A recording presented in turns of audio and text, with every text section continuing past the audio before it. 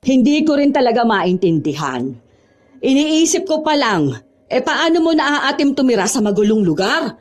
Kapag pupunta kami, hindi namin maipark ang sasakyan dahil baka biglang may magnakaw.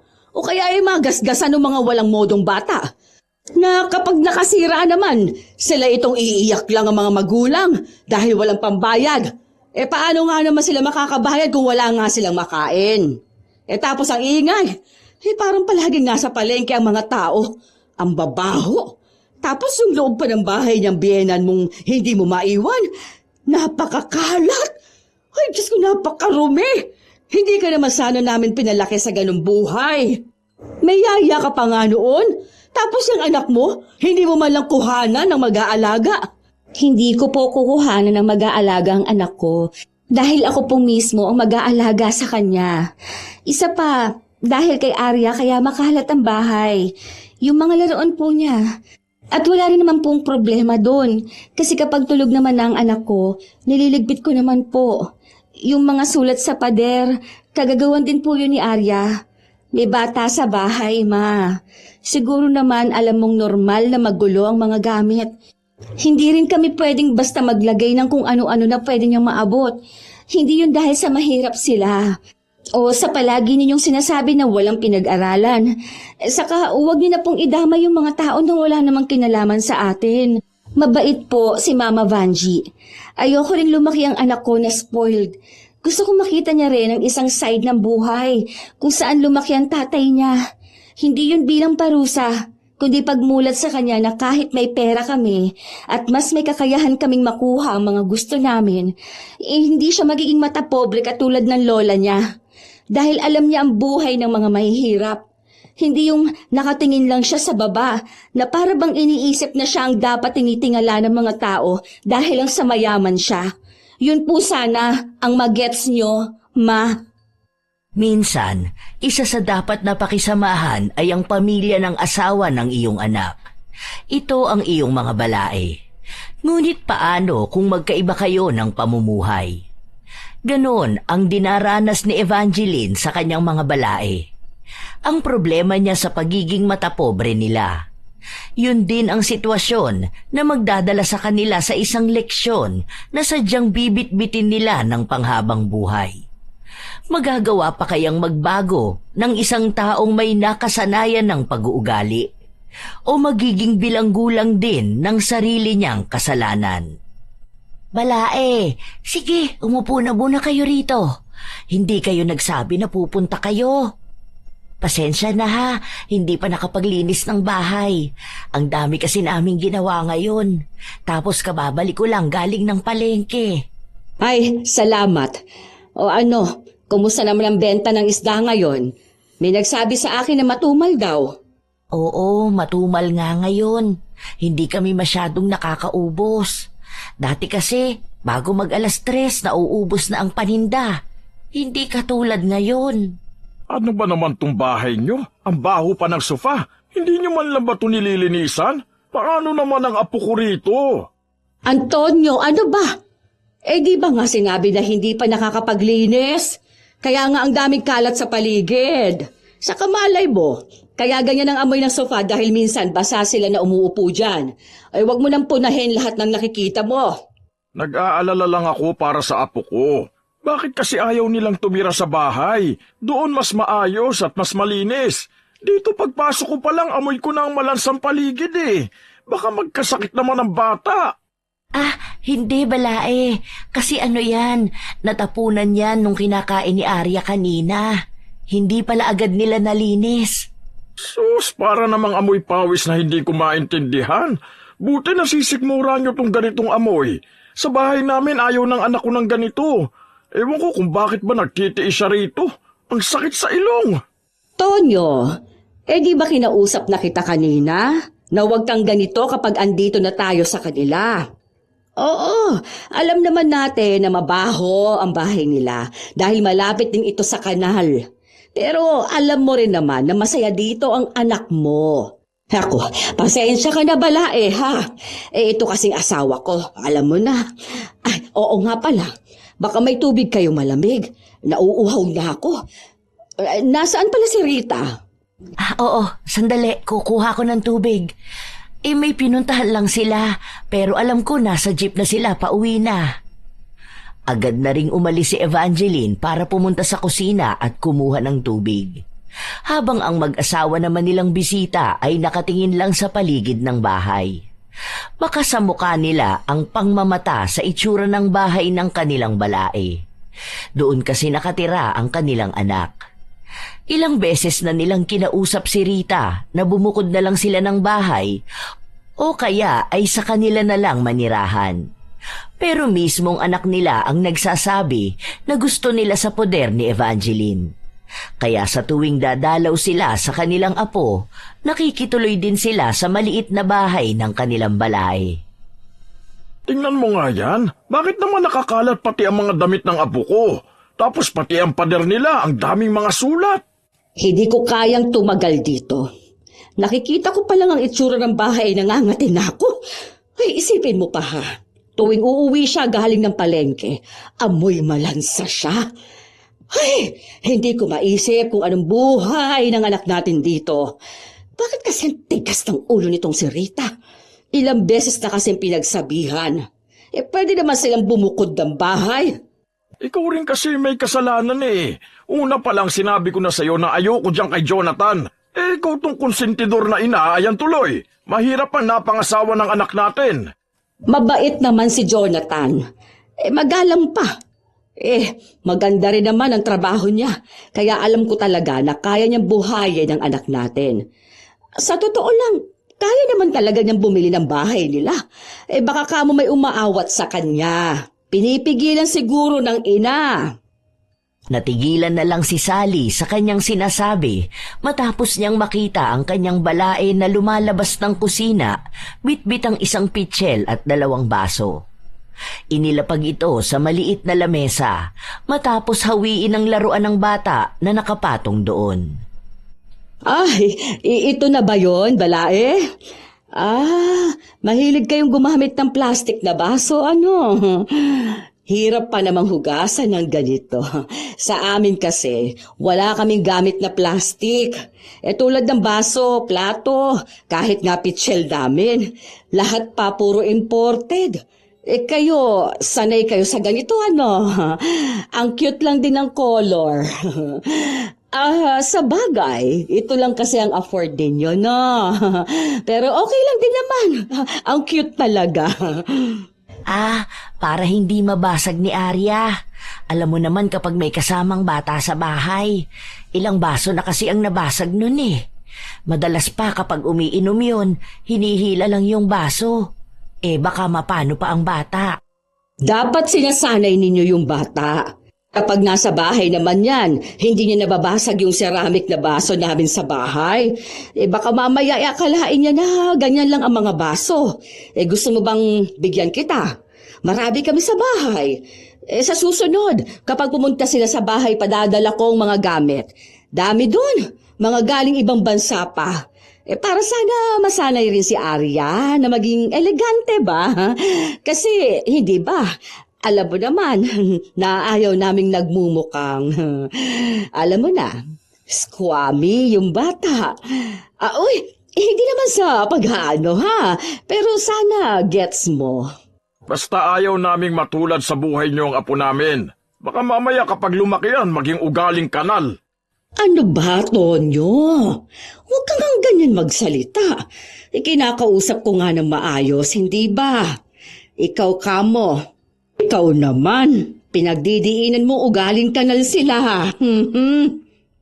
Hindi na nakapagsalita pa si Evangeline matapos na dumating si Rita kasama ang bata. Dahil doon, nabaling na lang ang atensyon nila kay Arya. Pero isa na naman sa kanilang napuna ay ang ayos ng bata. Hindi natuwa ang mag-asawa matapos na makitang hindi ganun kalinis ang apo. Pero ang sabi lang ni Rita, naglaro kasi ang anak niya. Pero paliliguan naman niya yun. Pinagalitan naman siya dahil dito. Sinabi sa kanya na huwag niyang hahayaan ang kanyang anak na maglaro sa kalsada dahil baka makakuha ng kung ano-anong sakit. Lalo na't marumi ang kanilang paligid. Maging maselan daw sa bata at huwag igaya sa mga batang gusgusin na nasa labas. O ano, hindi pa rin ba kayo nakakapagdesisyon kung kailan kayo lilipat sa bahay? Lumalaki ng anak mo. Baka naman gusto mo magkaroon ng mas magandang environment. Ma, ilang beses ko na bang sinabi na hindi nga kami lilipat ng bahay? Okay naman kami rito ha. Si Mama Vanji lang naman din ang kasama namin dito. Saka para namang sinabi mo na hindi ko na pagtutuunan ng pansin ng anak ko. Ang sinasabi lang naman ng mama mo ay yung klase ng pamumuhay na kalalakihan ng bata. Gusto mo ba yung ganyan na magulo at maingay? Kahit na anong pagtatanggol mo sa pamilya ng asawa mo, kitang-kita namin ang buhay nila. Pa, 5 years na kaming kasal ni Jonathan. Hanggang ngayon ba, hindi niyo pa rin tanggap? Tinatanggap na nga namin. Ang hindi namin tanggap ay yung pinagsisiksikan niyo ang pamilya niyo rito. Bakit hindi ba kaya niyang si Evangelina tumira sa bahay na mag-isa? Mukha naman malakas pa siya dahil nagbebenta pa naman siya ng isda sa palengke. Magtatalo-talo na naman tayo rito. Basta yun na po ang desisyon namin. Saka, nagbabalak din naman kami ni Jonathan na magkaroon ng sarili naming bahay. Pero sa ngayon, mas iniisip namin na iipunin na lang muna namin. Malapit na rin kasi mag-aral si Arya. O saan nyo naman balak pag-aralin ng bata? Huwag ninyong sabihin na sa public school lang. School pa rin yun, Ma. Hindi public school lang. Napangiwi na lang ang labi ni Sally matapos yung sabihin ng kanyang anak. Dahil hindi nila mapapayag si Rita na lumipat ng bahay, umuwi na lang ang mag-asawa. Pero pagdating ng kanilang bahay, sila naman ang nagtalo. Bakit ba sa akin ka nagagalit? Sa dapat mas kaya mo ring manduhan ng anak mo at ikaw ang tatay. Hindi ko rin naman alam kung anong nakita ng anak natin sa bahay na yon para doon magstay. Kung kinausap mo na kasi yan noon, hindi na sana ganyan. Ako na naman. Baka kamo kung ano-anong sinasabi ng Evangeline sa anak natin, ha? Akong naaawa sa apo natin Ano ba naman yung nakatira siya sa barong-barong na bahay? Mukhang kulungan ng aso.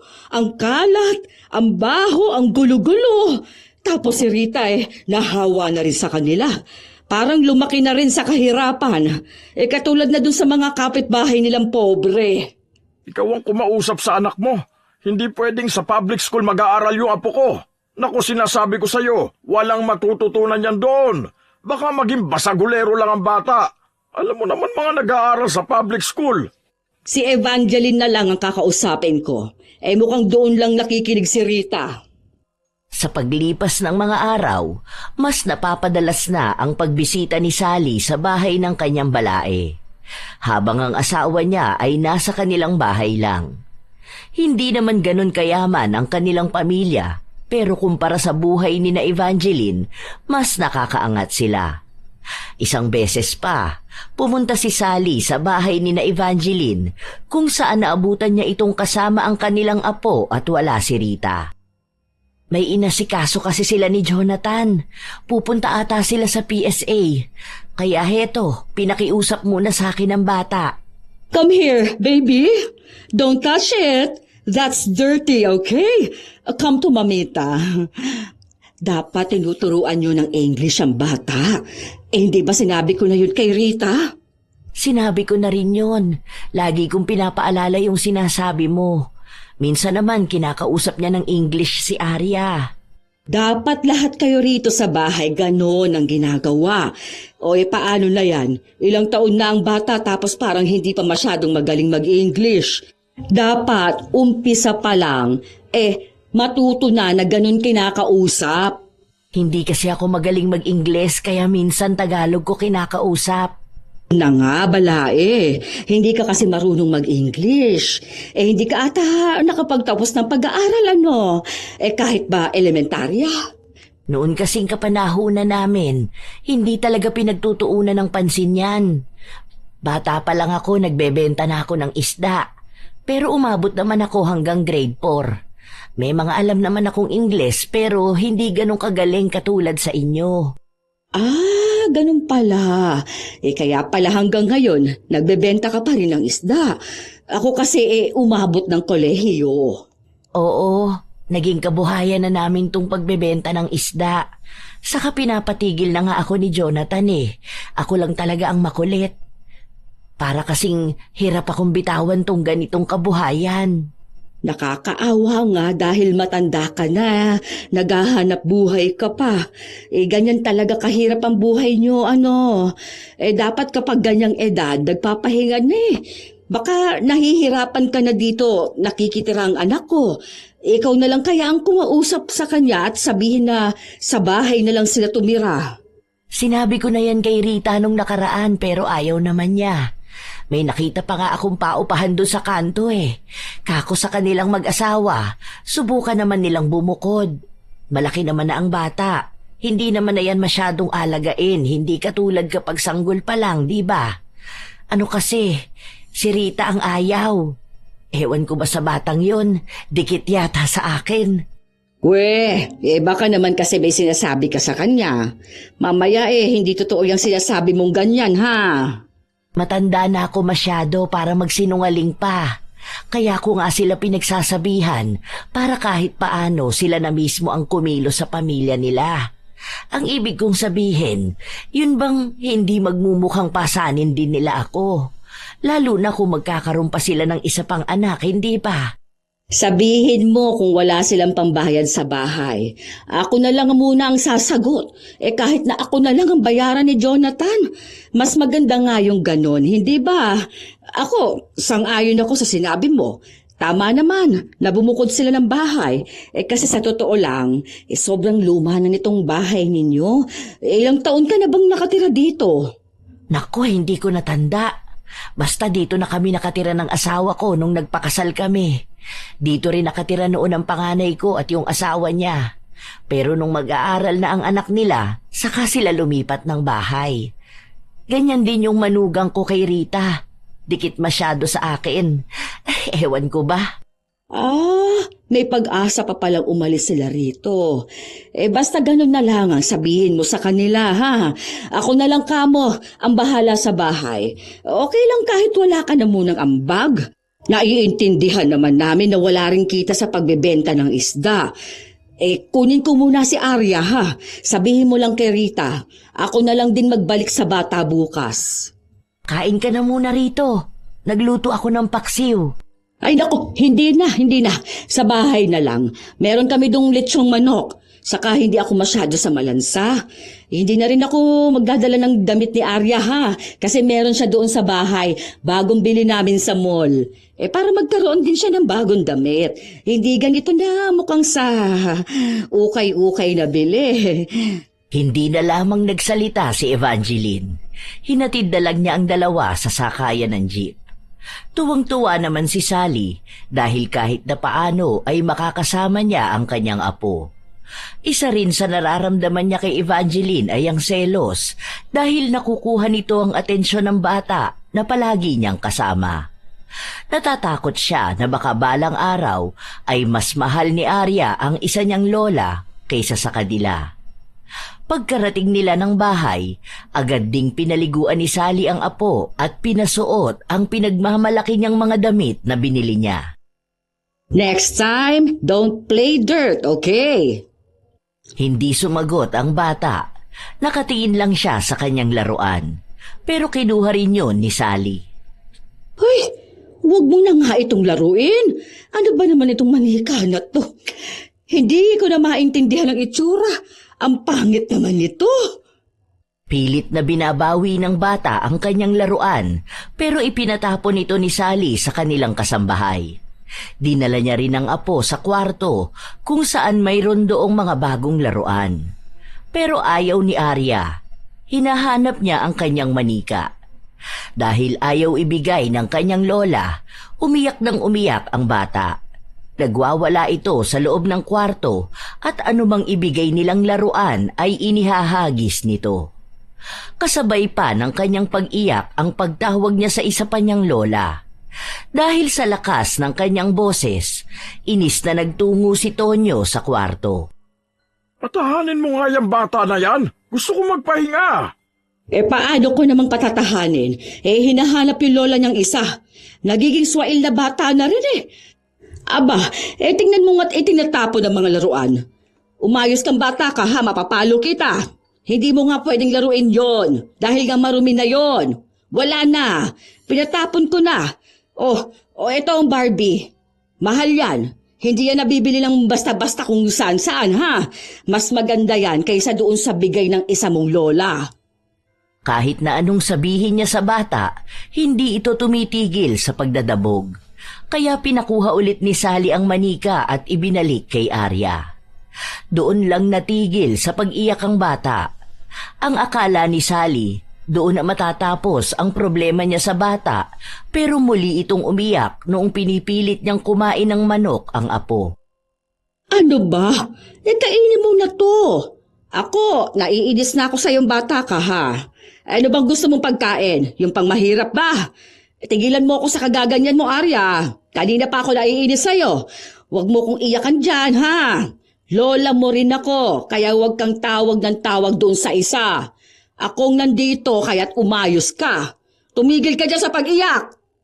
Kahit na anong awat niya sa bata, ay mas lalo itong umiyak. Dahil hindi na niya kayang patahanin, pinatawagan niya si Evangeline para sabihin dito na kunin na nila ang bata. Iba ang idinahilan niya, hindi ang tunay na dahilan na hindi niya makontrol ang bata.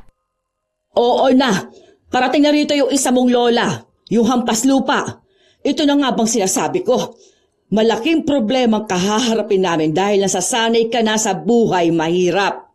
Hindi mo gustong pamumuhay na meron kami. Ay, nako. Kakausapin ko talaga yung si Rita. Hindi pwede na doon ka sa mahirap na pamilya titira. Hindi ka mapagsabihan.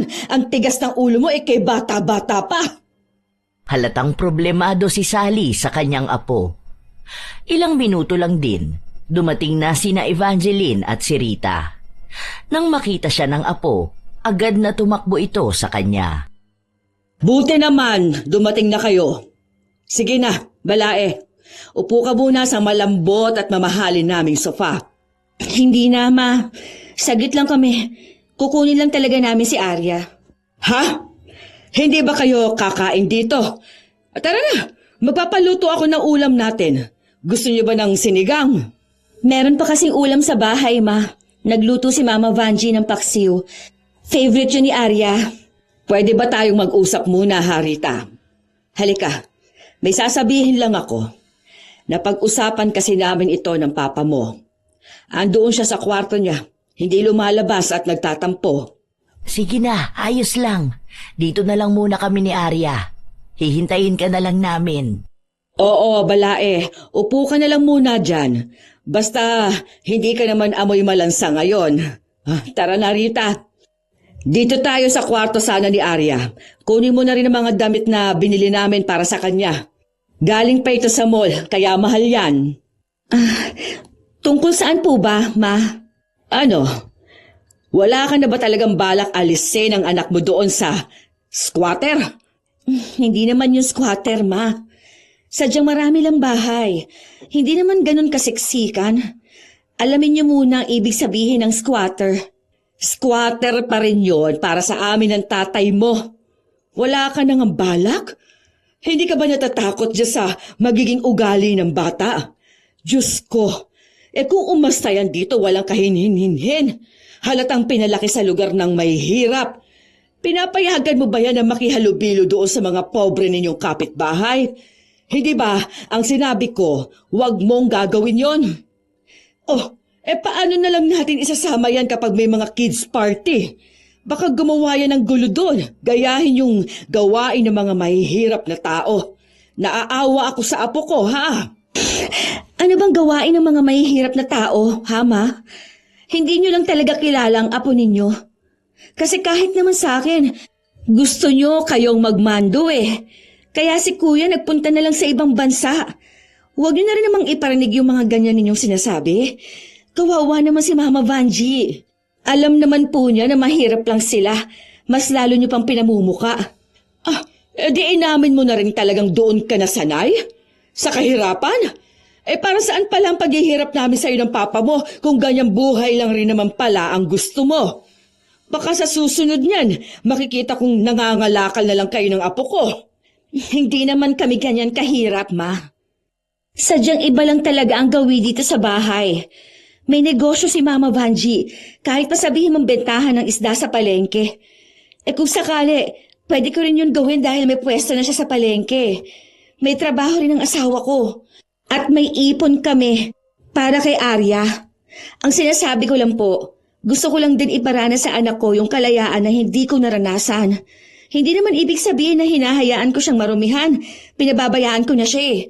Wala naman akong nakikitang mali sa pakikipaglaro niya sa mga kapitbahay. Mga bata lang din naman yun. Alam mo, ang gusto ko lang naman, kausapin ka na maayos, pero ganyan ka nakabastos. Nagiging asal mahirap ka na din. Ano po bang asal mahirap? Yung pinaglalaban ang gusto nila? Sa masaya po kami dun eh. Kung alam nyo lang din kung ilang beses akong sinabihan ni Mama Vanji na lumipat na lang dito o kaya ay bumukod na kami. Pero ako ang may ayaw.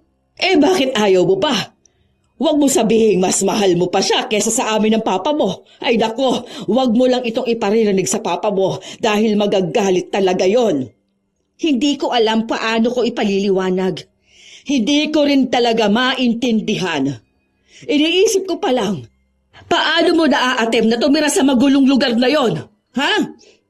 Kapag pupunta kami, hindi namin maipark ang sasakyan dahil baka biglang may magnakaw o kaya'y magasgasan ng mga walang modong bata.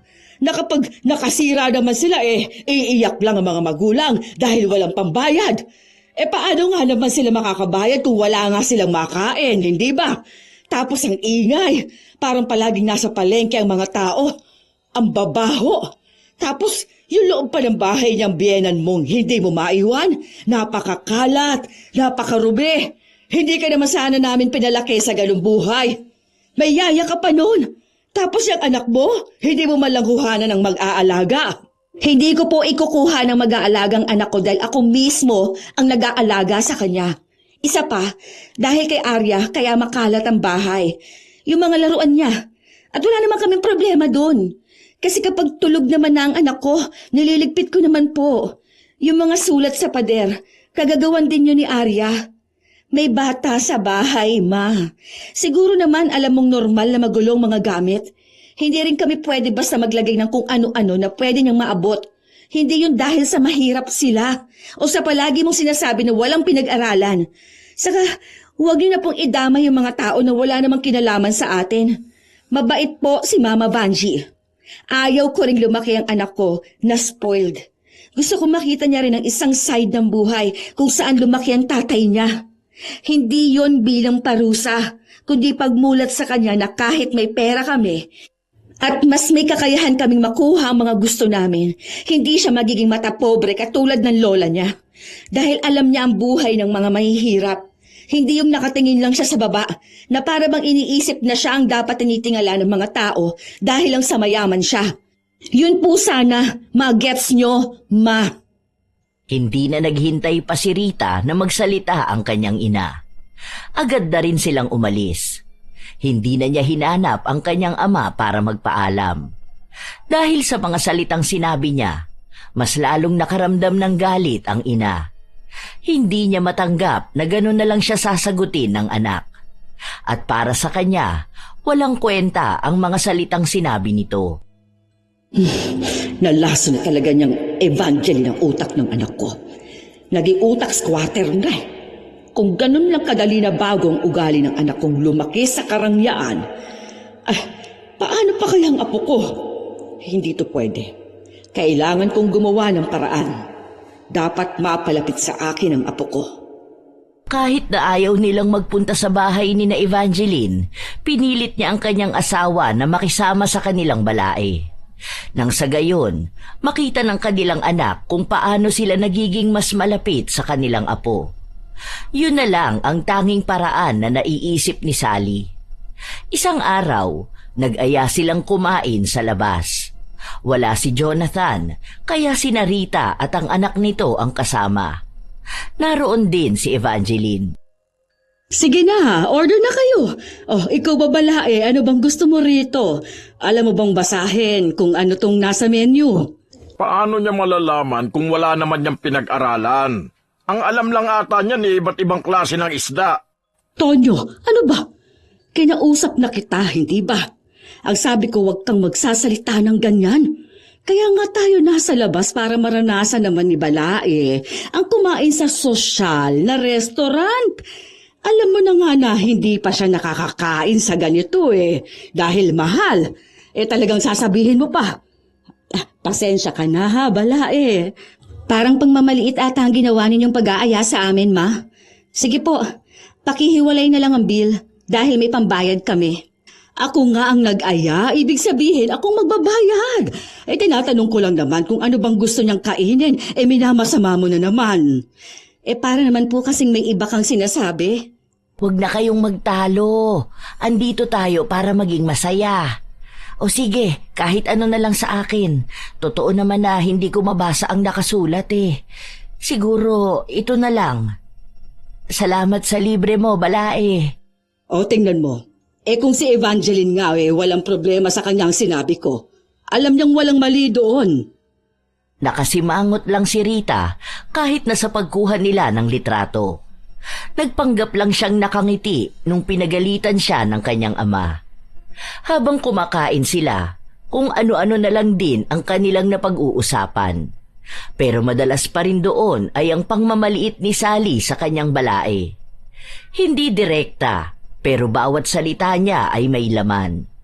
Nang magpunta sa banyo si Rita, dahil naiihi ang anak nito, doon lang ulit bumanat si Sally. Balae, sa susunod punta ka sa bahay. May ibibigay ako mga damit sa'yo. Mga pinaglumaan ko na yon.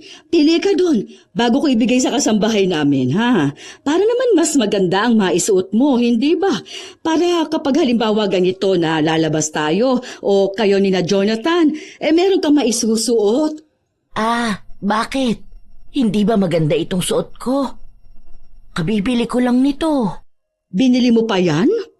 Para kasing mas maganda pa dyan yung basahan namin sa bahay. Huwag ka magagalit ha. Yun lang kasi ang napansin ko. Dapat ganito ang suot mo sa akin. Mas presentable kang tingnan. Kung wala kang pambili, meron ako sa bahay.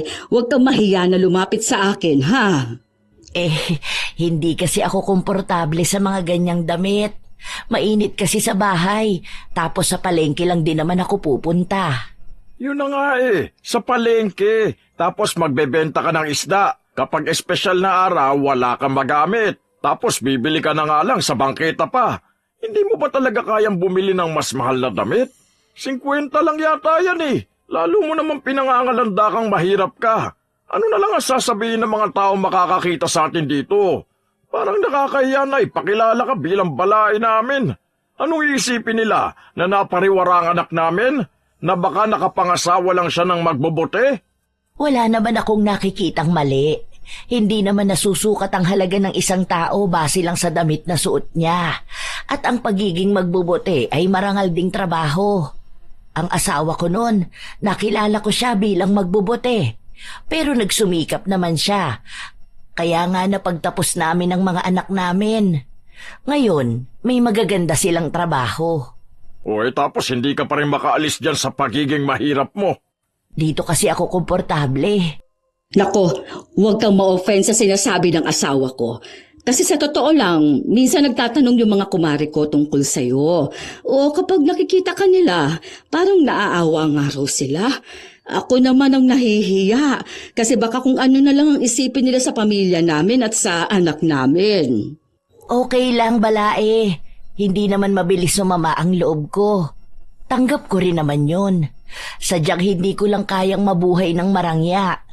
Matanda na ako para intindihin pa ang sasabihin ng iba. Basta sa akin, maayos ang mga anak ko. May kanya-kanya na silang buhay at pamilya. Hayaan nyo, kukumbinsihin ko naman si Rita na umalis na sa bahay. Pati si Jonathan kinakausap ko na rin. Kasi naiintindihan ko na ayaw niyong sa ganong bahay sila nakatira. Dapat lang, dahil ayoko lang isipin ng iba na pinabayaan namin ang anak namin. Buti nga kahit paano, naging maayos manamit ang anak mo. Hindi katulad noon na mukhang marumi palagi ang damit. Kung hindi pa yan naging asawa ng anak ko, nako, baka mukha pa rin siyang magbubuti na nagtutulak ng kariton. Magpasalamat ka na lang talaga na hindi namin pinilit na ilayo ang anak namin dyan sa anak mo.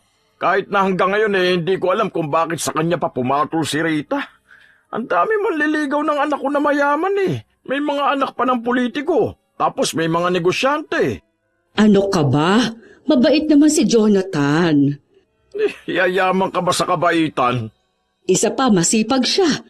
Napalaki naman siya ng maayos ni Balae. Saka mahal siya ng anak natin. Hayaan mo na lang. Naninikip ang dibdib ni Evangeline habang naririnig niya kung paano maliitin ng kanyang mga balae ang kanyang anak. Pero hindi niya ito maipagtanggol dahil iniisip niya na baka pagmulan lang yon ng away. Kilala niya si Tonyo base sa kwento ni Rita. Kapag ito na raw ang nagsalita, wala na raw sa kanila ang dapat nasasagot sa kanya. Dahil kakaibang araw yun magalit. Ayaw lang ni Evangeline na magkaroon ng gulo na magiging dahilan para mahirapan din ang pagsasama ni Rita at Jonathan. Wala namang masabi si Evangeline sa kanyang manugang dahil mabait talaga si Rita. Sadyang hindi lang maiwasan na may masasabi ang mga magulang ni Rita dahil nga galing sila sa isang may kayang pamilya. Sa paglipas ng mga araw, hindi pa rin nagbabago ang desisyon ni Rita. Ayaw niya pa rin lumipat ng bahay. Kaya ang ginagawa ni Sally, madalas na lang siyang nasa bahay ng kanyang balae. Paano ba ito ginagawa? Paghahaluin ko lang ba ito? Ako na lang dyan. Kaya ko na yan, balae. Doon ka na lang muna sa sofa. Ando naman si Arya. Sure ka ba? Hindi kasi talaga ako marunong sa ganyan. Alam mo naman na may kasambahay kami, hindi ba? Kapag gusto ko na merienda, siya na ang gumagawa. Teka, diyan ka talaga magluluto. Hindi ba mukhang luma na yan? Sa amin kapag medyo may kaunting sunog na ang pinaglulutuan, itatapon na namin tapos bibili kami ng bago sa mall. Ikaw, sanay na sanay ka talaga sa lumang gamit? Nakatambay ka na ba ng matagal sa bahay? Hindi pa. Minsan kapag pumupunta kami doon, umuwi din kasi ng hapon o gabi. Nako, minsan nga pumunta ka sa bahay para makita mo kung anong pagkakaiba ng bahay mo sa bahay namin. Yung mga gamit namin doon. Pwede ka rin makitulog. May isa kaming kwarto na pwede sa bisita. May sariling kwarto. Siguro kasing laki yun nitong kusina nyo. Hanggang doon sa sala. Ganun siya kalaki. Okay lang din naman makitulog ka sa bahay para alam mo yon. Medyo makaranas ka naman ng karangyaan sa buhay. Mag-picture-picture pa o kaya reels. Alam mo, nauuso yun ngayon sa Facebook. Sige, balae. Susubukan ko sa susunod. Isasama ko na lang si Arya. Oo, yan. Mas maganda yung ganyan. May shower kami sa bahay. Para naman kahit isang araw lang hindi ka magtatabo-tabo. Kaso sa bahay may magluluto na. Saka may naglilinis. Huwag kang magkikilos kapag nasa bahay pa, ha? Parang bakasyon mo na rin ganon. Pahinga ka muna sa pagiging tindera mo sa palengke. Kumbaga magpakadonya ka muna. Wala naman yung problema sa asawa ko. Isang araw mo lang naman yung gagawin. Napapayag ni Sally ang kanyang balae na gano'n ang gawin. Noong araw na walang pasok si Jonathan, nagsabi siya sa mga ito na bibisita muna sila ni Arya sa bahay ni Sally. Noong una, nais pa sana ni Rita na sumama sila. Pero sinabi ni Evangeline na mas maganda kung magkaroon ng oras para sa isa't isa ang mag-asawa. Dahil laging abala si Jonathan sa trabaho, nawawala na sila ng panahon para sa kanilang pagsasama. Sinigurado naman din ni Evangeline na wala namang mangyayaring masama. Gusto niya lang ding sanayin si Arya sa lugar ng isa pa nitong lola. Malayo kasi ang loob ng bata, kaya para matigil ang selosan, pagbibigyan niya si Sally. Hinatid ni Jonathan ang dalawa bago sila umalis at lumabas na sila lang dalawang mag-asawa. Mabuti naman nagpunta kayo. Nag-order ako ng pizza. Wala ngayon si Tonyo. Andun siya sa mga kumpadre niya. Naglalaro sila. Sige na, umupo ka na. Huwag ka mahiya ha. Try mo, mas malambot yung sofa namin kaysa doon sa inyo. Nadama ang kahoy. Salamat. Oh, kita mo ba yung kortina na yon? Bagong bili lang namin yan. Galing pa yan ng ibang bansa. Meron ako rito mga pinaglumaan kong kortina. Pwede mong gamitin sa bahay nyo. Palitan mo yung nasa pinto at yung nasa bintana. Mas maganda yung ibibigay ko. Hindi yung tig 35 sa bangketa. May quality ang tela. Huwag ka na mahiya ha. Ibibigay ko na lang yun sa'yo kaysa ipatapon. Kapag kami kasi may bagong gamit, alam mo na, itinatapon na namin ang luma. Sayang naman yon. Yung iba pwede naman siguro labhan ulit. Hindi ganyan ang gawain ng mga mayayaman, balae. Yung sa inyo kasi, kahit na lumang-luma na, hindi nyo pa rin tinatapon. Di ba ganun kayo? Alam ko kasi sa mga mahihirap, madalas yan silang nangihinayang ba sa mga gamit nila. Kahit na dapat na itapon na, hahanapan pa nila ng paraan kung paano magagamit. Yung mga lasog-lasog na damit, ginagawa nyo pang basahan. Kami kasi kapag feeling naming luma na, ayun, pamigay sa kasambahay. Kapag ayaw nila, di tapon. Ayaw na namin yung mga lumang gamit na pinapatagal sa bahay. Ganon nga rin ang pansin ko sa mga mayayaman. Iba-iba talaga siguro ang ugali ng tao. Kasi sa amin kahit luma, basta malinis at nagagamit pa. May halaga pa rin. Hindi kasi lahat ng bago maganda. Minsan yung luma, yun pa ang matibay. Kaya hanggat kaya pa, gagamitin pa rin talaga namin. Tipid na rin siguro. Yun talaga ang pagkakaiba ng mga taong mayaman sa taong dukha.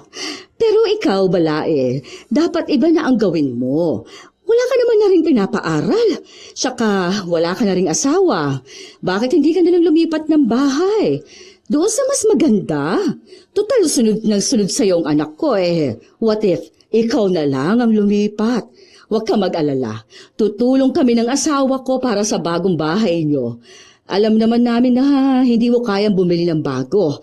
Kasi nga naman, hindi mo nga mapaayos ang bahay mo ano sa tingin mo, ha? Balae. Ayokong umalis dun sa bahay namin. Salamat na lang sa alok mo, balae. Pero kasi, bahay na namin yun simula pa noon. Pundar namin yun ng asawa ko. Pangit man yun sa paningin nyo, pero maraming alaala doon. Lalo na noong bata pa mga anak namin.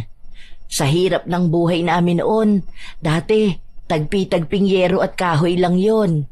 Pero nung nagkaroon kami ng negosyo dito sa pagbebenta ko ng isda, napaayos namin kahit na paano. Kaya yung bahay namin na yun ang saksi sa lahat ng pagsusumikap namin ng asawa ko. At yun na lang din ang alaala na meron ako sa pamilya ko.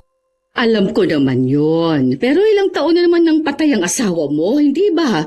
Para naman makamove on ka na rin. Kahit saan ako lumipat ng bahay, kahit mansyon pa ang ibigay mo sa akin, hindi ko pa rin ipagpapalit ang bahay ko. Mukha man yung basura para sa'yo o sa inyo, pero hindi nyo alam kung gaano yun kahalaga sa akin. Siguro yun din ang nakita ni Rita sa bahay, kaya ayaw niyang umalis. Baka kasi merong kakaiba sa bahay namin na wala sa bahay nyo. Ikaw naman pala Ano namang meron sa bahay nyo na wala sa bahay namin? Mga daga ba o mga ipis? Tingnan mo naman tong bahay namin. Hindi mainit kasi mataas ang kisame. Sa inyo ang init dahil walang kisame. Diretso bubong na.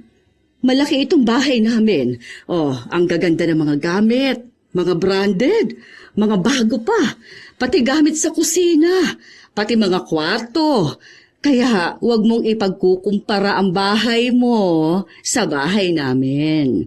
Ikaw lang ang masasaktan, balae. Huwag mo masyadong i-down ang sarili mo, ha? Ayoko pa namang tingnan mong mas mababa ka dahil lang sa mahirap ka. Hindi naman material na bagay ang tinutukoy ko. Dahil kung yan ang labanan, alam kong talo talaga kami. Mula pa lang sa mga kutsara niyong mamahalin, mga platong palaging masasarap na pagkain ng laman. Pero iba ang tinutukoy ko na sana malaman mo rin. Baka yun ang hinahanap ng anak mong hindi niyo maibigay noon. Wala naman akong ibang alam na hindi ko kayang ibigay sa anak at apo ko. Ibig lang sabihin, sa material na bagay ka lang mayaman. Ay, huwag na nga ganyan ang usapan natin. Feeling ko, nasaktan kong damdamin mo dahil sa mga nasabi kong katotohanan. Tara na, kumain na tayo. Arya, apo ko, halika rito kay Mamita. Kain ka na ha. Ikaw rin bala. Masarap yung ganyang pizza. Hindi ka pa ata nakatikim niyan kasi mamahalin kasi yan. Yung pizza ata na nabibili nyo yung sa labas lang. Magkano ba yun? Yung tig 83 pesos. Yan, libo halaga niyan kaya sulitin mo na ha. Enjoy ka lang dyan. Huwag ka mag-alala. Mararanasan mo ring maging mayaman dito sa bahay namin. Habang nananatili sa bahay ni Sally si Evangeline, kung ano-ano na namang ibinibida ni Sally. May mga ipinapakita siya sa kanyang balae na akala niya ay hindi pa nito nakita. Ginagawa niyang ignorante, habang si Evangeline naman ay hinahayaan niya lang ding ganon ang gawin sa kanya. Wala naman yun para sa kanya. Mas pinag-iigting niya lang ang kanyang pag-unawa sa kanyang balae. Dahil iniisip niya na maaaring ganun talaga ang ugali nito, na gusto niyang ipakita na mas angat siya sa iba, na nais niyang ipagsigawan na sadyang mayaman nga siya. Sa paglipas ng mga araw, hindi pa rin tumitigil si Sally sa pagkumbinsi sa kanyang anak na lumipat ng bahay, pero ayaw talaga ni Rita. Sinasabi lang sa kanya nito na may asawa na siya at hindi pwede na nanay niya ang magdedesisyon para sa kanya. Katulad kung paano siya nito kontrolin noong bata pa siya. Isang araw, magkasama ang mag-asawa sa kanilang bahay. Pinag-uusapan ang magaganap na kaarawan ng kanilang apo. Nagsabi na ako sa mga kumpadre ko, pupunta raw sila. Pati na rin ang mga kumari ko. Pati mga anak nila. Total kids party naman yon, kaya ang sabi ko, dalhin din nila mga apo nila. Nasabi mo na ba kay Rita? Pati yung doon sa nakausap natin na mag-cater na handa. Mamaya ko sasabihin kapag punta ko sa kanila. Dadalhin ko itong damit na ipasusuot para sa birthday ni Arya. Pagsabihan mo rin yung balae mo na wag magsuot ng basahan ha. Makikita na naman siya ng mga kamag-anak natin. Ano na namang sasabihin ng mga yun? Baka yung iba mapagkamalan pa siyang katulong. Mukha pa naman. Baka sa kanya magpakuha ng tubig o baka siya pa maghugas ng plato. Kahit kamo minsan magsuot naman ng disenteng damit. May dala nga rin akong damit para sa kanya. Aba, hinanap ko pa to. Kasi nga, hindi ko na masyadong ginagamit. Baka walang pambili o baka sa bangketa na naman siya maghanap ng damit niya. O doon sa, sa ukay-ukay. Kung hindi siya mag-aayos, wag na siyang pumunta dahil nakakahiya ka mo. Naiisip ko pa lang ang magiging itsura niya. Nakikita ko na magmumukha siyang pulubi sa birthday ni Arya. Baka mas maayos pa sa kanya yung mga magsaserve ng pagkain. Oo na, sige na, alis na ako. Pagkarating sa bahay ng kanyang balae, wala roon si Evangeline. Ang naabutan lang ni Sally ay ang kanyang anak na nagsasampay sa labas. Ay, ano pa naman yan, Rita? Kaya naman pala nangingitim ka. Ikaw pa talagang nagsasampay niyan. Ay, tingnan mo nga namang tirik na tirik ang araw. Ay, sino po ba dapat, Ma? Ang kapitbahay namin? Talagang pinipiloso mo pa ako? Ang ibig kong sabihin, bakit ganyan pa? Pwede namang si Evangeline. Aming ito, Ma. Hindi naman pwede na si Mama Vanji ang gagawa nun. Pumasok na po kayo sa loob, andun po si Arya. Tatapusin ko lang po ito. Kahit na nasa loob ng bahay si Sally, wala siyang ibang bukang bibig kundi ang nangyari sa kulay ng balat ng kanyang anak. Sinasabi lang sa kanya ni Rita na wala namang nangyayaring mali sa kanyang balat. Nagsampay lang naman daw siya dahil nga sa maganda ang sikat ng araw, pero madali rin matuyo ang mga kurtina na gagamitin nila para sa birthday ng kanilang anak. Kurtina? At bakit kailangan ng kurtina? Para sa birthday nga po ni Arya. Dito namin ilalagay yung kurtina tapos maglalagay kami ng lamesa. Para paglagyan ng mga lulutuin ni Mama Vanji, siya kayong pinsan niya. Nako, masarap po sila magluto, Ma. Naku, magagalit niya ng papa mo. Invited na ang mga kamag-anak natin at yung mga kaibigan namin. May mga kasama pa nga silang apo para kung may palaro doon sa napili naming venue. Okay lang naman kung pupunta sila rito. Wala naman po masama eh. Magdadagdag na lang po kami ng handa. Tsaka ano pong venue? Kumuha kayo ng catering? Wala naman ako sinabi na gusto namin ng ganon, hindi ba? Para namang hindi nyo alam na ang gusto ko yung may mga kalaro ang anak ko. Yung mga bata rito, makikisama sa party niya. Ang papa mo mismo ang nagdesisyon ng ganon. May magagawa ba tayo? Saka, bakit kasi dito pa? Hindi namin mapapapunta rito ang tita Liza mo. Alam mo namang maarte yun. Makita niya pa lang ang lugar, uuwi na yun. Tingin mo ba kakain yun sa ganito karuming lugar? Isipin mo naman ang pamilya natin. Ang kahihiyan natin. Ma, ayokong pagtalunan pa natin ng ganito. Nagdesisyon na kami ng asawa ko. Nagdesisyon kayo nang hindi malang sinasabi sa amin? Ano ba naman yon? Malamang si Evangeline na naman yan, ano? Kasi hindi naman niya mag-o-offer na sila ng pinsan niya magluluto. O kung sinong kakilala niya na magluluto kung hindi nila alam, hindi ba? Buti pa siya, napagsabihan mo. Saka, sa kanya, malamang okay lang yon dahil mahirap lang siya. Sino bang mga iimbitahan niya? Mga kasama niyang malansa na nagbebenta ng isda sa palengke. Tapos mga amoy kanal niyang kapitbahay. Kami ng papa mo, mga galing sa mayayaman.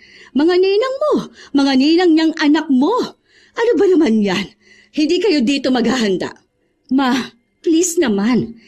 Huwag niyo na laging tingnan ng ganyan si Mama Vanjie, Buti nga hindi siya nagsusumbong sa akin o kay Jonathan eh. Ako na lang palaging humihingi ng sorry sa mga ginagawa ninyo, sa mga sinasabi ninyong nagpapababa ng tingin niya sa sarili niya. Nagtitimpi na lang rin ang asawa ko na huwag kayong sagutin. Kulang na lang ipaharang na kayo dyan sa labas para huwag na kayo makapasok dito. At ngayon, sinasabi mo sa aking ipaharang niyo ako sa mga adik na tambay dyan sa labas? Opo, ako ang magsasabi sa kanila kung hindi kayo titigil. Alam naman ni Mama Vanjie na mahirap lang siya. Hindi naman niya yung tinanggi Kinukwento pa niya nga sa akin minsan kung anong sakripisyo nila mag-asawa Kung paano nila nagawang maging matatag ang relasyon nila sa kabila ng hirap. Wala akong pakialam sa kwento niya, Rita. Hindi yan nakakaanteg. Ang inaano ko sa iyo, yung mga kamag-anak naman natin. Sa ayaw at sa gusto mo, doon magbe-birthday si Arya sa venue na kukunin namin. Sige po, doon kayo maghanda. Doon niyo sila pakainin. Pero ang anak ko, dito lang siya.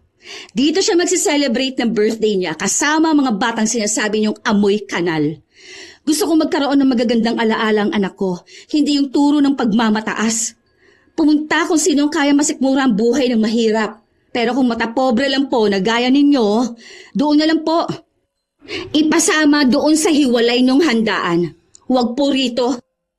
Kahit na anong galit ni Sally, hindi niya makumbinsi ang kanyang anak na pumayag sa plano nila ng kanyang asawa.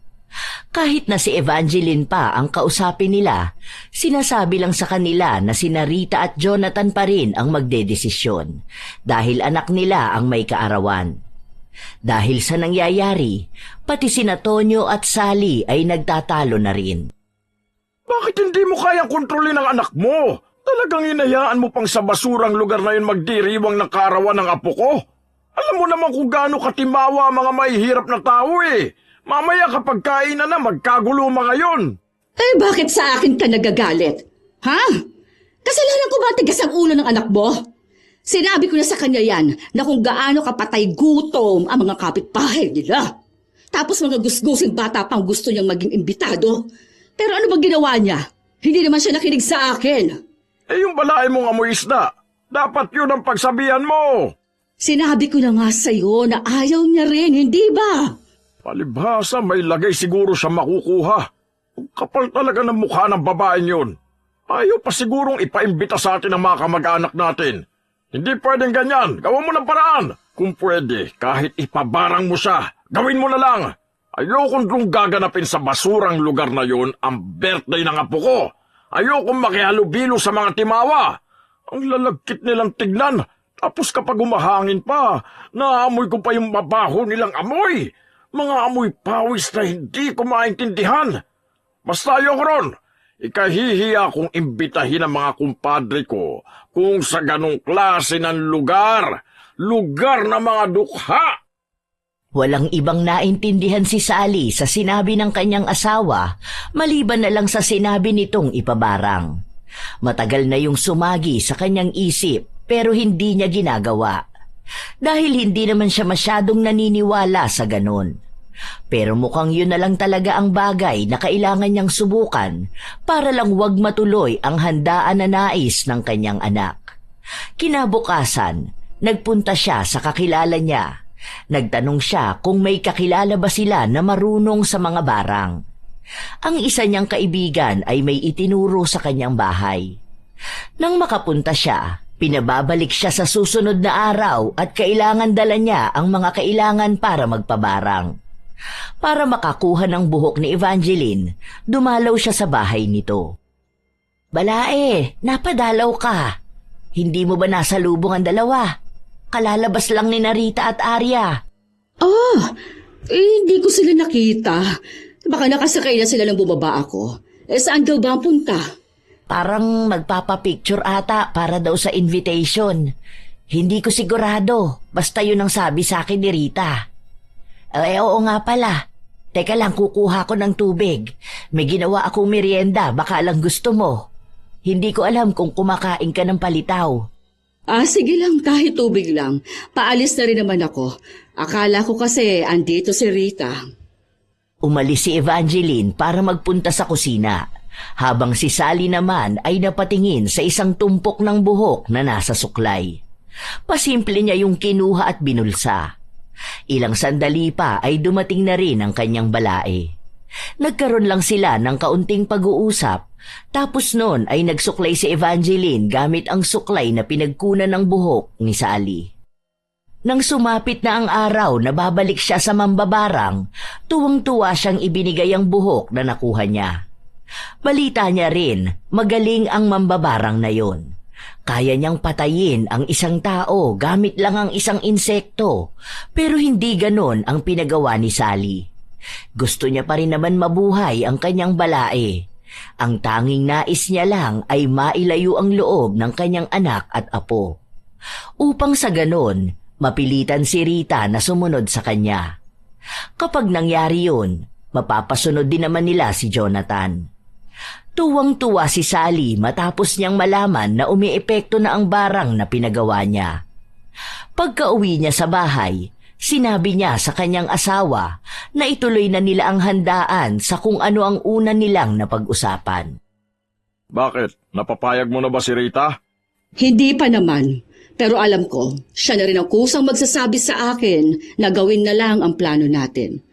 Ilang araw na lang birthday na ni Arya. Malamang magbabago na rin ang desisyon niyang makisama sa bahay ng biyenan niya. Baka dito na sila o kukunin na nila yung sinasabi nating bago nilang magiging bahay. Ewan ko kay Jonathan kung sasama siya sa asawa at anak niya o aalagaan ng nanay niya. Bakit? May sakit yung hampas lupa mong balae? Ewan ko, yun lang ang nararamdaman ko. Tignan po, baka bukas nariyan tatawag si Rita sa atin. Sila na ang nagplano at kung sino-sino na rin ang kanilang inimbita dahil buo na sa kalooban ni Sally na siya na ang pakikinggan ng kanyang anak. Wala pa rin siyang balita sa kalagayan ni Evangeline dahil wala namang tumatawag sa kanya.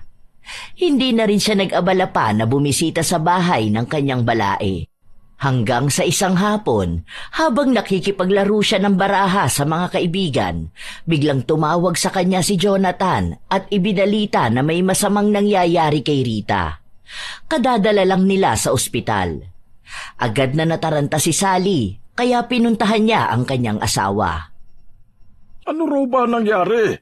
Sandali, nasaan na ba ang driver natin? Hindi ko alam kung ano, pero bigla na lang daw nahimatay. Pero bago raw yun, sobrang taas ng lagnat. Tapos nagsusuka ng kulay berde na parang may mga maliliit na parang munggo. Bilisan mo na! Nasaan na ba si Patrick? Hindi na mapakali si Sally. Hindi niya rin gaanong matawagan si Jonathan dahil mukhang marami rin itong inaalala. Nang makarating sila sa ospital, si Evangeline ang naabutan nila. Nasa bahay si Jonathan kasama si Arya. Ano nang nangyayari sa anak ko? Ha? Nasaan na si Rita? Siguro marumi ang ginagamit niyang kainan sa basura niyong bahay. Ikaw ang dahilan kaya nagkasakit ang anak ko. Kapag may masamang nangyari kay Rita, sinisiguro kong mananagot ka. Wala akong kasalanan. Hindi ko rin naman alam kung anong nangyari sa kanya.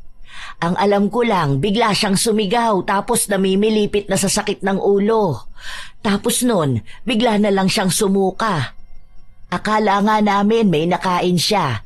Tapos bigla na lang siyang nanlamig pero butil-butil ang pawis niya. Bakit ikaw? Ha? Bakit ikaw wala kang sakit? Ikaw dapat na nagdurusa. Ikaw ang pinabarang ko. Pinabarang? Ako? Nako, baka si Rita ang napagawan mo ng ritual. Hala, nako, ay, hindi siya pwedeng maturukan ng maraming gamot. Baka mamatay siya. Ay, nasaan ba ang doktor? Pangatlong turok na sana ng isa pang gamot kay Rita nang pigilan nito ni Evangeline. Sinabi rin niya kay Sally na ilabas na lang nila sa ospital si Rita dahil baka doon pa ito bawian ang buhay. Natataranta na silang lahat at hindi na rin alam ni Sally ang kanyang gagawin. Pinigilan sila ng mga doktor at ng ibang tao pero nagawa pa rin nilang mailabas si Rita sa ospital. Habang nasa likuran sila ng sasakyan, walang ibang ginawa si Rita kundi umiyak sa sakit. Bakit ba inalis natin siya sa ospital? Doon na nga siya magpapagaling eh. Anak ko, magiging maayos ka rin, ha? Ikaw ang may kasalanan nitong lahat. Siguraduhin mo lang na hindi mapapahamak ang anak ko matapos natin siyang alisin sa ospital. Kung totoo na siya ang napabarang mo, hindi siya gagaling sa ospital. Alam mo ba ang ginagawa mo? Ikaw mismo ang nagpahamak sa anak mo. Hindi biro ang pagpapabarang. Ikaw pa mismo ang papatay sa sarili mong anak. Ang sakit! Hindi ko alam kung saan ang masakit. Parang hinihiwang dyan ko, pati laman ko, pati ulo ko. Ang sakit! Matapos yung sabihin ni Rita ay nasuka siya. Sunod-sunod yun, walang tigil. Kaya nanghihina siya, nauubo at naluluha. Si Sally naman ay walang tigil sa pag-iyak at pagdarasal na pagalingin ang kanyang anak. Panay siya hingi ng tawad sa Diyos pero patuloy pa rin namang sinisisi si Evangeline sa nangyayari kay Rita. Nang makauwi sila sa bahay, nagtaka si Jonathan kaya ipinaliwanag sa kanya ang nangyayari. Naniniwala si Jonathan sa barang dahil noong bata siya, ang kanyang lola ay may kakayahang lumaban sa mambabarang. Nagbigay pa nga ito ng proteksyon sa ina. Iyon ang dahilan kung bakit hindi tinabla ng ritual si Evangeline. Nung una ay ayaw pang aminin ni Sally na totoo ang sinabi niyang nagpabarang siya para kay Evangeline. Pero dahil nanganganib na ang buhay ng anak, inamin niya ang kanyang ginawa. Halo ang buhok na nakuha niya sa suklay. At dahil si Evangeline lang ang may proteksyon, lahat ng bigat ng barang ay napunta kay Rita. Anong gagawin ko? Hindi ko kayang nahihirapan ang anak ko. Total, sa'yo naman dapat mapunta ang barang. Ikaw na ang gumawa ng paraan kung paano mo mapapagalingan ako. Kung hindi dahil sa'yo, wala kaming ganitong problema. Dahil dyan sa pagiging hampas lupa mo. Huwag siyang sisihin mo. Ako may kasalanan dito. Tayo. Ikaw ang nagsabi dito. Bigla naman akong gumawa ng hakbang. Tapos ngayon, anak na natin ang nagdurusa. Oh, sorry, Jonathan. Sorry. Sorry, Evangeline. Sorry, anak ko. Tulungan mo kami, Balay. Tulungan mo naman ang anak ko. Hindi marunong manggamot si Evangeline, kaya tinawagan niya ang kanyang pinsang nasa probinsya. Yun lang ang kilala niyang may kakayahang lumaban sa mambabarang. Ang pinsan niyang yun ang madalas nakasama ng kanilang lola noon at sa kanya rin naipasa ang kakayahan. Pero kailangan pa nilang maghintay ng ilang araw pa dahil malayo ang kinaroroonan nito. Mag-eroplano na siya. Ako na ang magpapadala ng pera para mapadali ang pagpunta niya rito. Ano, maghihintay pa kami ng ilang araw? Papanoorin ba namin ang anak namin na nahihirapan? Kahit magkano kailangan niya, ipapadala ko. Basta magmadali siyang pumunta rito. Handang ilabas ni Tonyo ang lahat ng pera nila, wag lang magdusa ng matagal ang kanilang anak. Ang pinakamabilis na paraan para makarating ang albularyo ay kinabukasan pa ng umaga. Hindi makauwi sa bahay nila ang mag-asawa dahil ayaw nilang umalis sa tabi ng kanilang anak hanggat hindi pa ito gumagaling. Naging malamig naman ang pakikitungo ni Jonathan sa kanyang mga biyenan. Hindi lang dahil sa nangyayari kay Rita, kundi dahil pinagtangkaan pa nilang barangin ang kanyang ina. Hindi lang sinabayan ni Jonathan ng galit ang sitwasyon dahil kailangan muna niyang masigurong nasa maayos na kalagayan ng kanyang asawa. Pero hindi niya kakalimutan ang ginawa ni Sally. Habang nasa loob ng kwarto si Rita, naroon din ang kanyang ina. Ma, hindi ko na to kaya. Sobrang sakit na. Ang hirap nitong nararamdaman ko. Ang daming masakit, Ma. Huwag ka mag-alala, anak ko. Magiging maayos ka rin, ha? Sorry, patawarin mo si Mama. Hindi ko sinasadya, anak ko. Hindi mo na kasi dapat ginawa kung hindi pa sa akin napunta. Hindi mo pa aaminin ang kasalanan mo. Bakit? Patawad, anak. Gusto ko lang naman makinig ka sa akin. Ayaw mo kasing sundin ang mga sinasabi ko. Naisip ko, baka kapag hindi mo na malapitan si Evangeline, makikinig ka na sa akin. Hindi si Mama Vanshi ang may problema. Hindi niya ako minamanduhan. O kahit ang asawa ko, hinahayaan niya kami magdesisyon. Ilang beses na rin niyang sinabi na lumipat kami sa mas magandang bahay. Pero ako, huwag ka na masyadong magsalita, anak. Tama na. Nahihirapan ka na eh. Naiintindihan ko na. Alam ko na. Alam ko na ako talaga may mali. Ako ang nagpumilit sa inyo. Hindi lang kasi namin maintindihan ng papa mo kung bakit mas gusto mong maging mahirap. Kaya naman namin ibigay sa iyong lahat, anak. Dahil dito, malaya kami ng anak ko.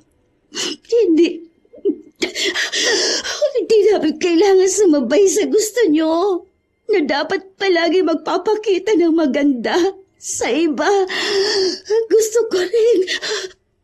Gusto niyang maranasan kung anong buhay ang meron kapag sila lang ang nagsusumikap. Yun ang palagi niyang sinasabi sa akin kapag kinukumbinsi ko siyang sumama na sa inyo. Wala naman akong magagawa kung masama ang tingin niyo sa akin dahil alam ko naman na mababa lang ako, na mahirap ang pinagmulan ko. Alam ko yun. Yung mga pakunwari mong panlalait sa akin, hindi ko lang pinapansin. Kaya sa tuwing nagkakausap tayo, lagi kong sinasabi kay Rita na mas maganda ang plano niyo para sa kanila. Pero siya ang nagpupumilit. Dahil sinasabi niya na may pera nga kayo, pero kahit kailan, hindi naging masaya ang bahay niyo. Naaalala mo ba ang sinabi ko sa'yo na meron sa bahay namin ang wala sa mansyon niyo? Yun ay ang kalayaan at pagmamahal. Yun ang hindi kayang bilhin ng pera. Oo, may malaki kayong bahay, pero baliwala yun kung hindi yun tahanan. Iba ang tinatawag na tahanan. Doon mo mararamdaman ang pagiging malaya mo, ang pagiging ikaw sa sarili mo. Kahit pa walang mamahaling gamit, kahit pa walang kisame, yun sana ang maintindihan mo. Oo, alam ko na yan. Inaamin ko ng pagkakamali ko. Kasalanan ko naman talaga kung bakit hindi rin naging tahanan ng bahay namin. Kung bakit ni isa sa mga anak ko ayaw magstay doon.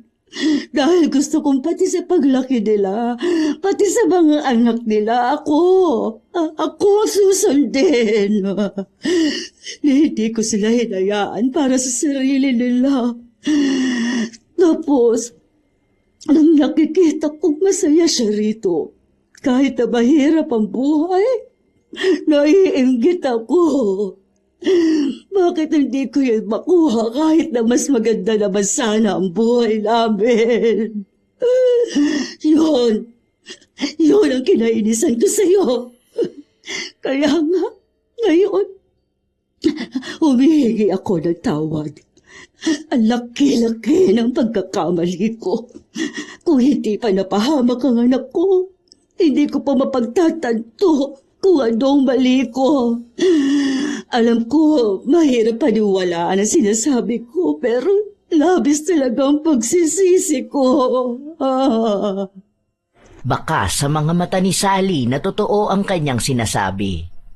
Kinabukasan, dumating ang albularyo. Agad din naman silang gumawa ng orasyon para kalabanin ang mambabarang. Pero sadyang malakas ito. Sa tuwing naglalaban sila, si Rita ang nagsasakripisyo. Walang humpay ang kanyang pagsigaw dahil buong katawan niya ang nakakaramdam ng kakaibang sakit. Kahit na anong awa nila, wala naman silang magawa. Hindi naman nila basta masasagip si Rita dahil malakas ang mambabarang nakalaban ng albularyo. Ano na mangyayari sa anak ko? Paano ko hindi nila matalo ang mambabarang? Ang balita ko noon, wala pas ni isang albularyong nakatalo sa kanya. Mukhang wala pa nga kahit isa. Halatang malakas. Hindi mahihirapan ng ganyan ang pinsan ko. Dahil ilang beses na yan nakasagupa ng mangkukulam at ibang mambabarang. Alam ko hindi pa siya nahirapan ng ganyan kalala. Paano kung matalo sila? Dalawa sila ni Rita na mamamatay. Naku po, Diyos ko. Pagalingin niyo po ang anak ko. Pangako, magbabago na ako. Hindi na ako magiging matapobre. Hindi na ako gagawa ng kasalanan sa iba. Hindi na ako lalapit sa mambabarang. Mataimtim na nagdarasal si Sally. Panay siya hingi ng tawad sa kasalanang nagawa niya. Patuloy siyang nangangako ng pagbabago basta mailigtas lang ang kanyang anak. Matagal ang inabot ng pakikipaglaban sa mambabarang hanggang sa natapos. Sila ang nanalo pero nahimatay ang albularyo matapos ang laban. Dahil hindi rin kinaya ni Rita ang nangyari, maging siya ay nawala ng malay. Iyakan lang ang narinig sa loob ng bahay. Hindi rin nila napansin na magkayakap na sina Sally at Evangeline. Ang pangyayari na yon ang nagsilbing malaking aral kay Sally. Lalo na't nanganibang buhay ng kanyang anak dahil sa kanyang kagagawan. Ilang linggo rin ang inabot bago bumalik ang lakas ni Rita. Palagi namang nakaantabay sa kanya ang kanyang biyenan at minsan doon na rin nakikitulog si Sally para mabantayan ang anak. Nang manatili siya sa bahay ni na Evangeline, napagtanto niyang magaan nga ang bahay.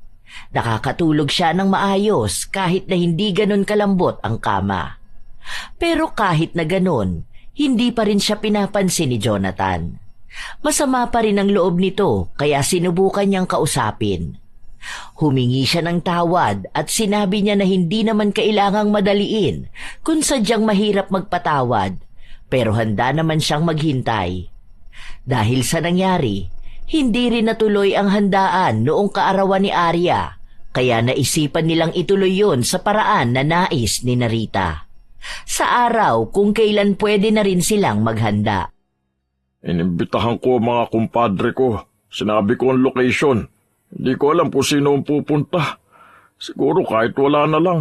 Bahala sila. Basta maidaos ang kaarawan ng apo ko. Sa akin din. Pero ang pupunta lang sina Rose tapos sina Junibel. Di ko naman alam sa iba. May nagsabi sa akin na bakit sa squatter daw. Sinabi ko na lang na huwag na siyang pumunta kung maarte siya. Aba, tapos inahaway ko siya. Sabi ko, hindi niya ata alam kung anong ibig sabihin ng squatter. Saka maganda nga rito, ang daming bata. Magpapadagdag ako ng palaro at premyo para mas lalong masaya. Sige lang po. Salamat naman. Okay na sa inyo. Oo naman, anak ko. Basta kung ano ang gusto nyo. Desisyon nyo yan. Kayo naman ni Jonathan ang may alam kung anong mas magpapasaya para kay Arya. Basta kami ng papa mo, support lang kami sa inyo. Tutulong na rin dito para mas maging masaya. Natutuwa si Rita dahil sa wakas nakikitaan niya ng pagbabago ang kanyang mga magulang. Minsan lang, ang kanyang ama ay naiiwan pa rin ng pagiging maarte pero hindi naman na yun naging problema. Lalo na't marunong na itong makisama at humingi ng tawad sa kung ano man ang mali na kanyang nagawa. Sa paglipas ng ilan pang mga linggo at buwan, naging maayos na ang samahan ng dalawang pamilya. Wala na ang pakiramdaman ng pagkakaiba. Walang mahirap, walang mayaman. Lahat sila ay nagkaroon ng respeto at pagkakaisa. Isang beses pa, sama-sama nilang sinalubong ang bagong taon sa bahay ni na Evangeline. Happy New Year! Happy New Year, Balae. Happy New Year!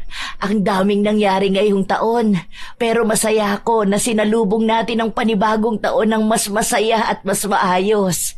Ito ang isa sa mga masasayang taon ng buhay ko. At sorry din sa mga nasabi ko sa iyo noon, sa mga paulit-ulit kong panlalait sa iyo at sa pinagmulan mo. Ako rin, Balae. Sorry ha. Alam ko ilang beses ko na itong sinabi. Ano ba kayo? Wala na yun. Nakikita naman na nagbabago na kayo. Ganun lang talaga ang buhay siguro. Lalo na't iba-iba talaga tayo ng paniniwala. Ang mahalaga, nagbabago tayo at natututo tayong makibagay sa ibang tao. Basta, sa bagong taon na kakaharapin natin, gusto kong mas lalo pa tayong magkakilala lahat. At sama-sama nating subaybayan ang buhay ng ating mga anak at mga apo. Nang araw din na yon, narinig ni Sally ang pagpapatawad sa kanya ni Jonathan at sinabi sa kanya na masaya siya sa naging pagbabago ng kanyang ugali. Simula noon, naging mas maayos palalo ang kanilang samahan. Taon pa ang lumipas bago nagpasya ang mag-asawa na bumukod na ng bahay. Kaya pala hindi sila umaalis dahil may palihim na silang pinapagawang bahay. Naging gabay na lang ang kanilang mga magulang, lalo na sa desisyon ng kanilang mga anak. Napapadalas na rin na nagkikita sina Sally at Evangeline na nagmukhang matalik silang magkaibigan. Minsan talaga, hindi maiiwasan na may mga taong matapobre. Minsan balae, minsan ibang tao. Yung tipo ng tao na akala nila ay kung sino sila. Dahil lang may konting yaman o magandang bahay, tumitingin na ng mababa sa iba. Nakakalimutan nilang pare-pareho lang ang bawat tao at walang permanente sa mundong ito. Ang kanilang mga pananalita ay may halong panlalait. Ang bawat kilos may ipinapakitang pagyayabang. Pero ang hindi nila alam, doon palang lumalabas ang tunay na kahirapan. Hindi sa bulsa, kundi sa asal. Dahil kahit gaano pa karangya ang buhay mo, kung wala kang respeto sa kapwa, wala ring halaga ang lahat ng pag-aari mo. Sa mga matapobre, Lalo na sa mga nagiging balae, sana'y matutunan nilang pahalagahan ang pakikisama. Hindi kailangang ibaba ang iba para maramdaman na ikaw ay mataas. Dahil sa huli, pantay-pantay lang lahat. Maaaring iba-iba ang antas ng pamumuhay, pero iisa lang ang pagkatao. Ang ganda, yaman o kapangyarihan ay lilipas, pero ang kabutihan at kababaang loob, yun ang tunay na kayamanan. Tandaan na ang ganda ng ugali ay mas makinang kaysa sa ginto. Meron talagang mga balae na ganun ang pag-uugali sa mag-asawang Tonyo at Sally. Kayo ba mga apo, nakatagpo na ba kayo ng katulad nilang matapobre? Ibahagi nyo naman ang inyong sariling karanasan dahil nais kong mabasa ang inyong opinyon at kwento. Shout out sa ilan sa mga masusugid na tagapakinig ng mga istorya ni Lola Telang. Jocelyn Balangkit, Irisabela Tuazon, Kyle Tycoon Galos, Merlita Ramirez, Hazel Fiesta, Arvid Shane Hoiberg Channel, Mary Joy Sabareza, Mary Jenny Rhea Batiduan, Willane Elicano, Ami Pacana, Kimberly Pahadan, Allen Heron, Fritz Love 2834, Teresita Vito, George Ativo. Shout out din sa inyo, Charlene Fernandez, Lynn Buro, Hanhan Sambalilo, Honey Austria, Charmaine Ebon, ZL, Rosemary Casonete, Melanie Rillo, Mamsi G's Kitchen, Glory Lee Olivo, Cram Marker, Ana Orada, Sharon Dueñas, Gemini 29, Angelina Reyes. Salamat sa pakikinig nyo, Rosita Saclote, It's Me, Neri Domingo, Amelia Tranate, Remy Hervasio, Dadsky Antenorio, Beth Lisa, Chris Gel Mamado, Team Mira TV, Assorted Love Hurts KSA, Razel Kimpo, Janet Cisneros, Irene Yapana, Nana, Josephine De Peñosa, Teresa Liorca. Salamat at shout out din sa aking mga apo na walang palyang nagmamahal, sumusuporta, nakikinig at nagbibigay ng komento tungkol sa istorya. Ito ang inyong Lola Telang at maraming salamat sa palagi ninyong pakikinig mga apo.